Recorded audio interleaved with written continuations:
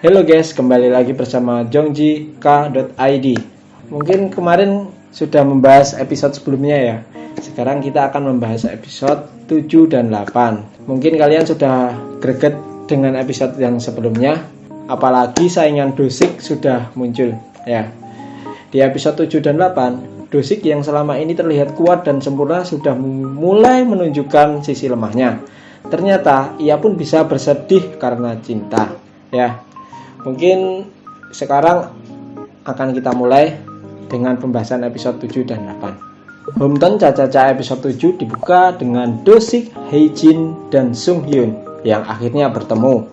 Setelah itu, ketiganya pun hadir di pertemuan desa. Pertemuan desa itu dimaksudkan untuk menyambut kedatangan Sunghyun dan Lee Gongjin.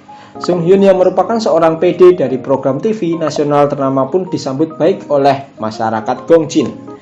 Di tengah makan malam, Nyonya Jo lagi-lagi menggosipkan Haejin. Haejin yang kesal karena menjadi korban gosip pun memutuskan untuk pulang. Tak sendiri, Haejin pun akhirnya dibuntuti oleh Dosik dan Sunghyun. Di tengah jalan ketiganya memutuskan untuk melanjutkan minum alkohol di rumah Dosik. Di rumah Dosik, keakraban Haejin dan Sunghyun pun terasa. Mereka seakan memiliki style yang sama. Sementara Dosik sendiri terlihat seperti nyamuk yang mengganggu keakraban keduanya. Dalam adegan ini, terlihat Dosik menyadari Haejin dan Sunghyun saling mengerti satu sama lain. Di malam itu, bromance antara Dosik dan Sunghyun pun sangat terasa. Keduanya sangat cocok ketika berbincang atau bahkan menerima tantangan. Akhirnya, Sunghyun pun meminta Dosik untuk menjadi pemandu selama syuting. Sunghyun bahkan bertaruh dan berusaha agar Dosik untuk menjadi pemandu timnya saat syuting. Usai beberapa permainan, Dosik dan Sunghyun pun terlihat mabuk.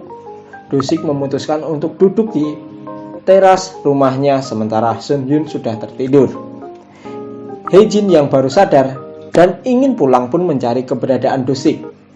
Usai menemukan Dosik yang berada di luar, ia pun mempahnya masuk ke rumah. Usai mengantarkan Dosik ke rumah, Haejin malah ikut tertidur.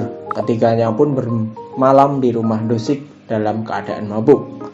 Keesokan harinya, Sunghyun pun pergi mengitari Gongjin ya bersama timnya untuk mengeksplorasi lokasi syuting.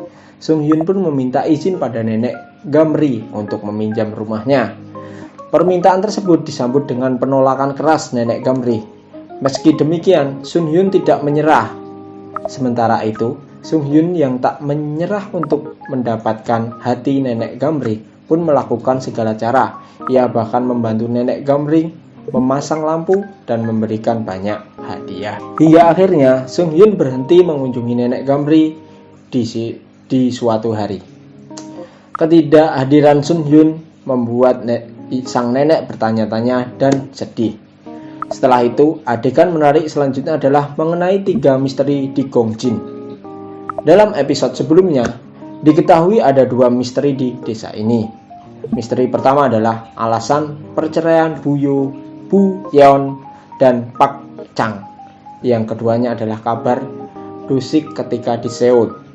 Misteri ketiga adalah warga desa yang memenangkan lotre 1,4 miliar won.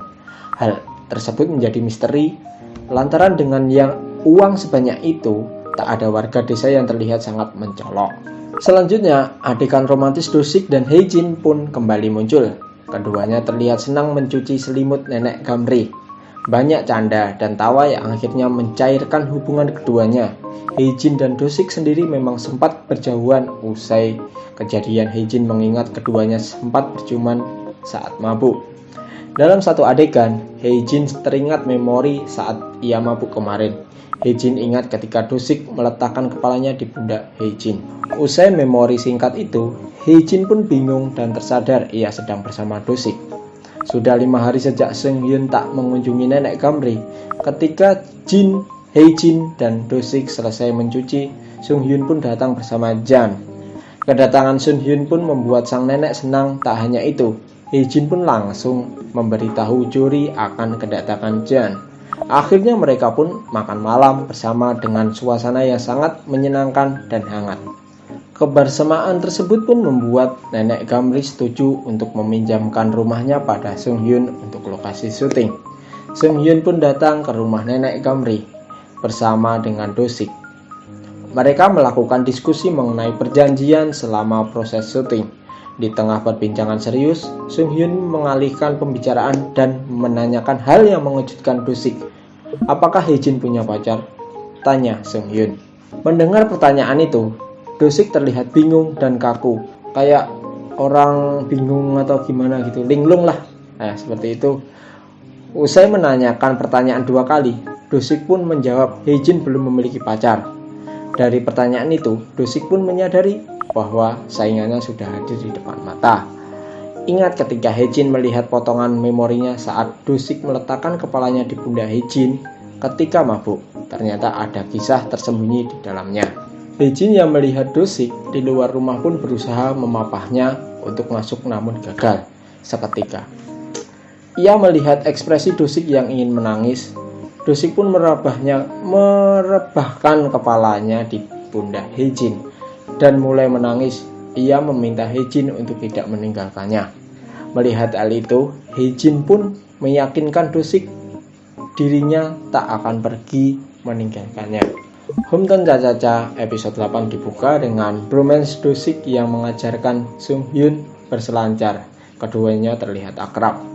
Meski demikian, 2 orang kru Sung Hyun mengatakan bahwa Do-sik terlihat seperti tengah menghukum dan membalas dendam pada Sung Hyun. Dalam Hometown Cha-Cha-Cha episode 8, kita bisa melihat Sung Hyun mulai mencuri hati warga desa Gongjin.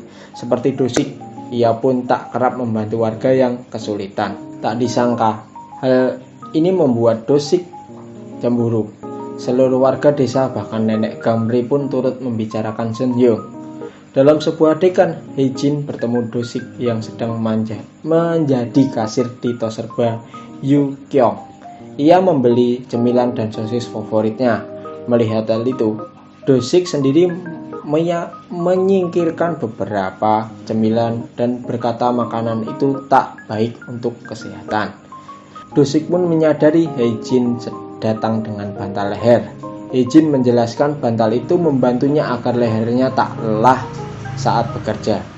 Di episode sebelumnya, Do-sik pun baru mengetahui Haejin pernah mengalami saraf kejepit. Mengetahui sakit yang diderita Haejin, Do-sik yang terpesona oleh kecantikan dokter gigi itu pun langsung memotong kayu yang memiliki khasiat untuk kondisi Haejin. Di desa Gongjin sepertinya sedang dalam bahaya. Bukan hanya ada orang yang mencuri pakaian wanita, namun pelaku penipuan serta penculikan pun hadir. Dalam episode ini, Nyonya Yo berhasil menyelamatkan Cho Hui dari penculikan.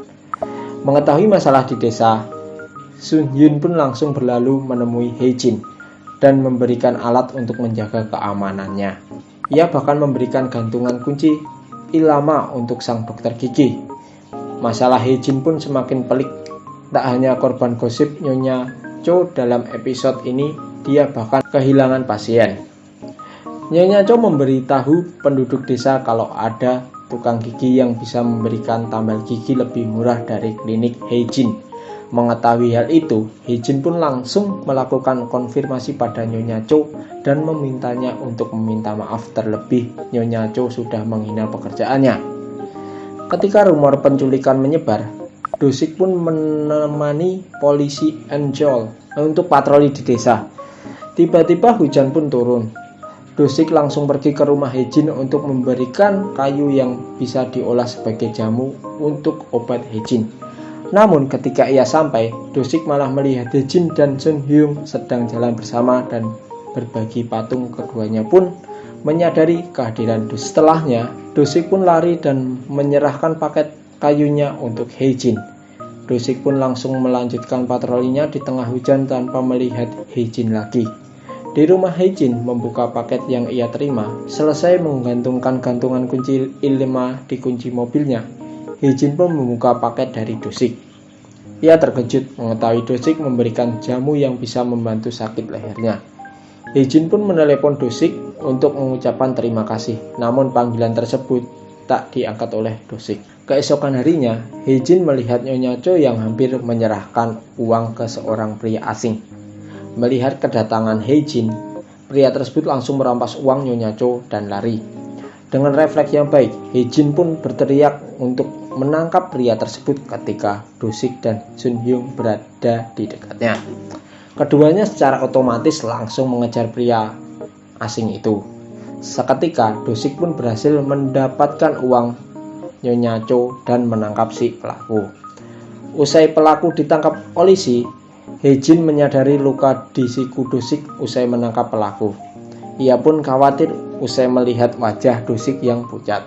Hejin memutuskan untuk merawat Dosik.